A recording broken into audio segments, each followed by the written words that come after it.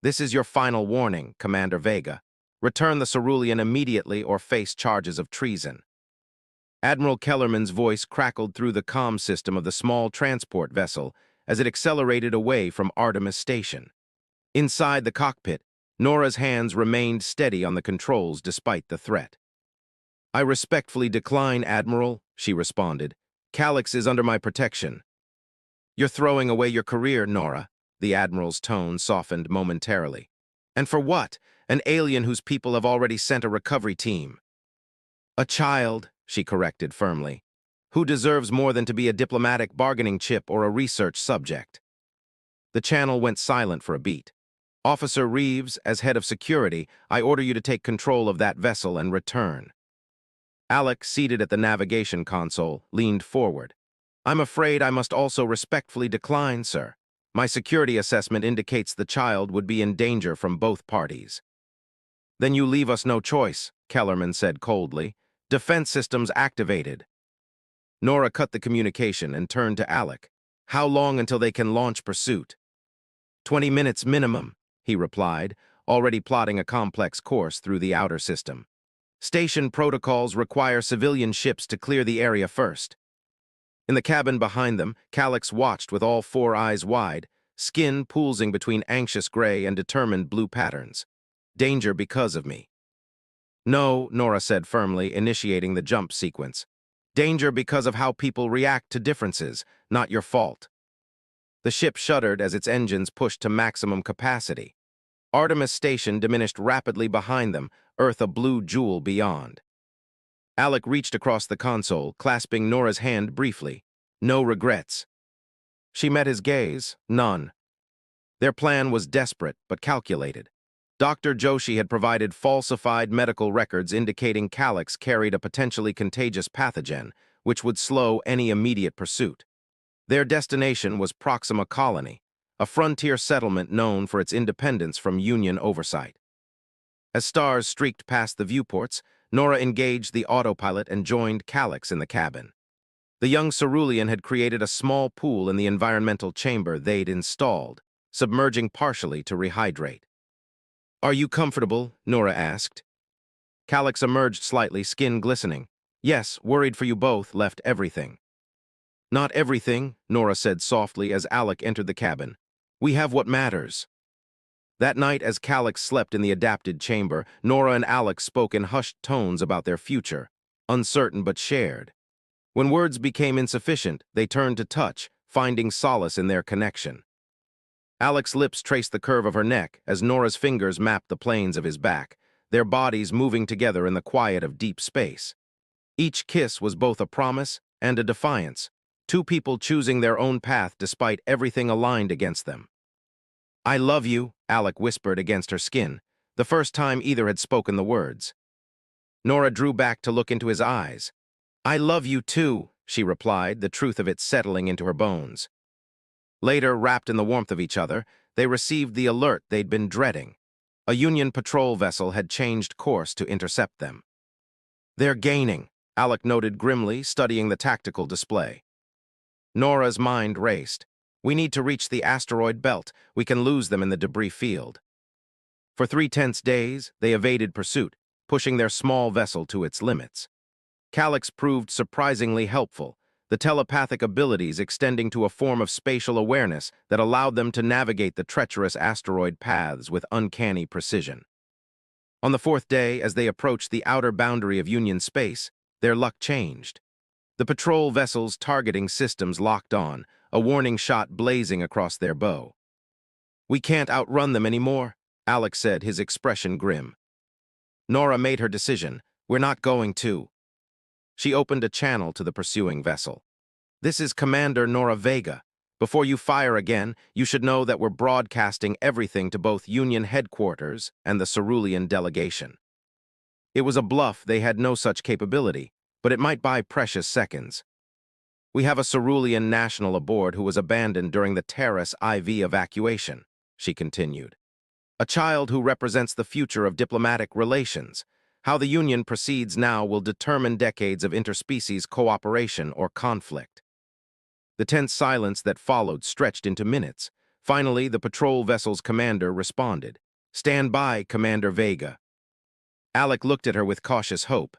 "That was either brilliant or our last mistake," Nora finished. Hours later, a diplomatic solution emerged. The Union, unwilling to risk interspecies conflict and public relations disaster, granted provisional asylum status for Calix, with Nora and Alec assigned as official guardians and cultural liaisons. That night, as their ship continued toward Proxima Colony under monitored but free passage, Nora stood at the viewport watching distant stars. Alec's arms encircled her from behind. "You did it." "We did it," she corrected, leaning back against him. "All three of us." In the room they'd adapted for Calix, the young cerulean slept peacefully, skin glowing with soft blues and purples. Free, for now, but their journey was far from over. 5 years later, the settlement known as Haven flourished on Proxima Colony's coastal region. What began as a sanctuary for Nora, Alec, and Calix had grown into a thriving community for displaced species and political refugees. Nora stood on the cliffside observatory deck, watching the twin moons rise over the Indigo Ocean. Her hair, longer now and streaked with silver at the temples, caught the gentle evening breeze. "Beautiful night," Alec said, joining her.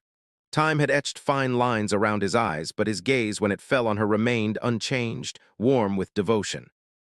"Perfect for the ceremony tomorrow," Nora agreed, leaning into his embrace.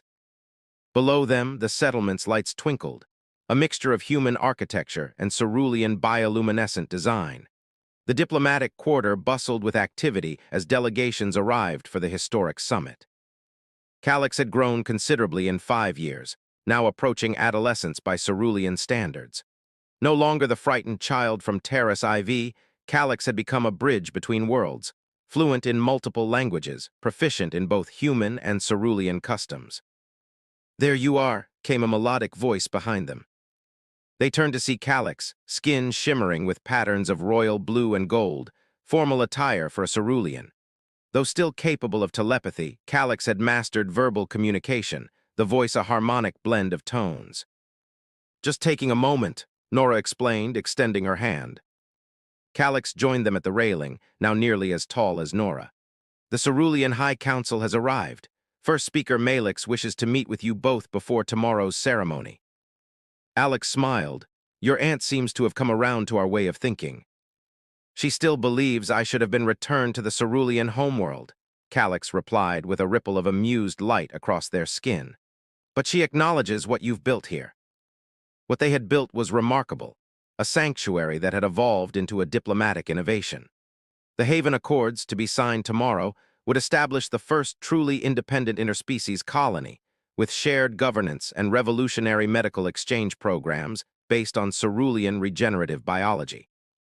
The research that began with Calix's freely given tissue samples had led to breakthroughs in human medical science, while cerulean technology had advanced with human engineering concepts, all conducted ethically, with respect for both species' autonomy.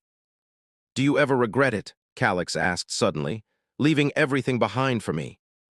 Nora and Alec exchanged glances. Their path hadn't been easy. Years of legal battles with the Union, tense negotiations with the Cerulean High Council, the constant challenge of building something without precedent. "Not for a moment," Nora said firmly. Alec's arm tightened around her waist. "We found something better than what we left behind." Their family had grown beyond the three of them.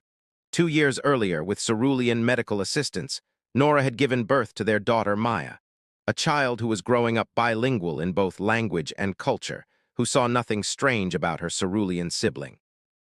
Later that night, after Calix had retired to prepare for the ceremony and Maya was asleep in her room, Nora and Alec found themselves alone in their quarters.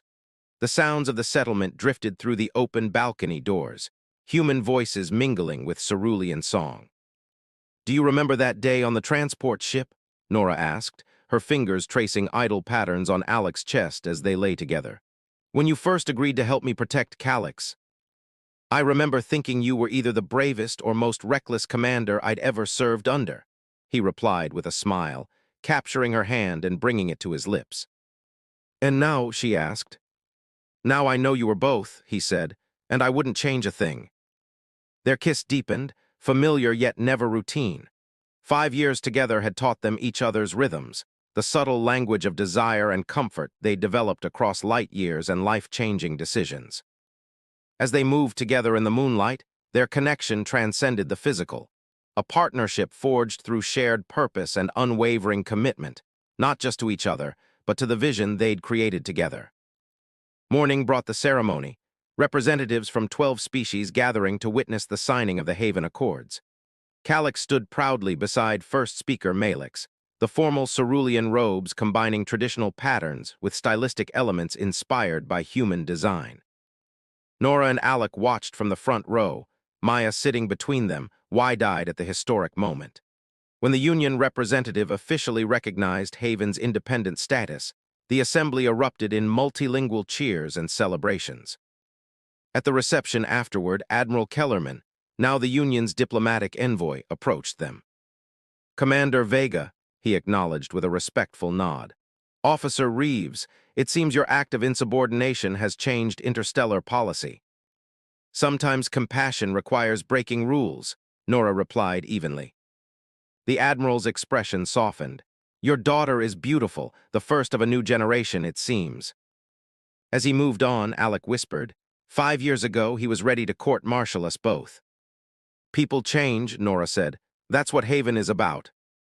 Later that evening, as celebrations continued throughout the settlement, their family gathered on the private beach below their home. Maya splashed in the shallows while Calix demonstrated traditional cerulean water dances, skin luminescent against the darkening waters. Nora rested her head on Alec's shoulder, watching their children, one human, one cerulean, both equally theirs in all the ways that mattered. "We did good," Alec murmured, pressing a kiss to her temple. The moons rose higher, casting dual silver paths across the alien ocean. In the distance, the lights of visiting ships twinkled like stars brought down to Earth, each representing connections forged and barriers broken. "Yes," Nora agreed, her heart full. "We did." One choice of compassion had rippled outward, changing not just their lives, but reshaping the relationship between worlds. As night fell on Haven, the family that began with a desperate rescue on a dying planet stood together on the shores of a future none of them could have imagined, but all of them had helped create.